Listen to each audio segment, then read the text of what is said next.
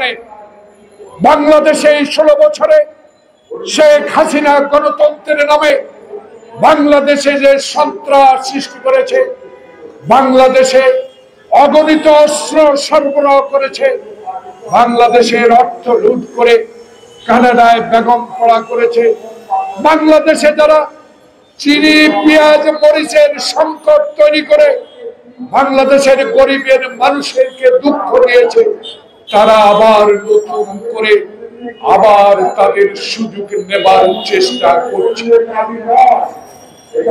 তাই এই তত্ত্বাবধায়ক সরকারকে, ইন্টেরিয়াম গভর্নমেন্টকে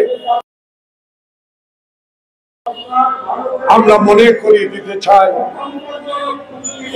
তারা যেন আপনার উপরে ভর করে আবার সুযোগ নিয়ে বাংলাদেশের মানুষকে আর শোষণ করার সুযোগ না পায়। তাই মোটর চালকের দাবি এই মুহূর্তে দরকার, এই মুহূর্তে আমাদের প্রয়োজন তত্ত্বাবধায়ক সরকার। আমার প্রিয় নেতা ডক্টর ইউনূস, যারা আপনাকে সহযোগিতা করছে, উপদেষ্টা, আপনারা এক একজন মায়ের সন্তান। বাংলাদেশে আপনাদের ইতিহাস আছে, বাংলাদেশে আপনি মায়ের সর্বশ্রেষ্ঠ সন্তান। আপনারা আজকে ডক্টর ইউনূসের সহযোগী, আপনারা ডক্টর ইউনূসকে সর্বশক্তি দিয়ে, উপদেশ দিয়ে বুঝিয়ে দিতে হবে। বাংলাদেশে এখন আমরা কিছু কিছু পত্রিকায়, কিছু কিছু টেলিভিশনে এখনো ওই চক্রের ছবি আমরা দেখতে পাই। তারা যেন আর কোনোদিনও বাংলাদেশের মানুষকে শোষণ করার জন্য এই সরকারের থেকে সুযোগ না নিতে পারে।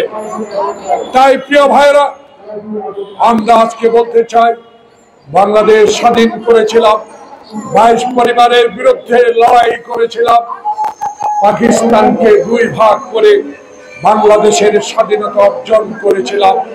আমাদের উদ্দেশ্য ছিল একটা, আমরা সুখে থাকবো, আমরা মোটা চালের ভাত খাবো, আমরা আলু ডাল দিয়ে ভাত খাবো, তাও বাংলাদেশের স্বাধীন পতাকাকে মাথায় উঁচু করে, মাথায় বেঁধে আমরা অহংকার করে বলতে পারবো আমরা স্বাধীন।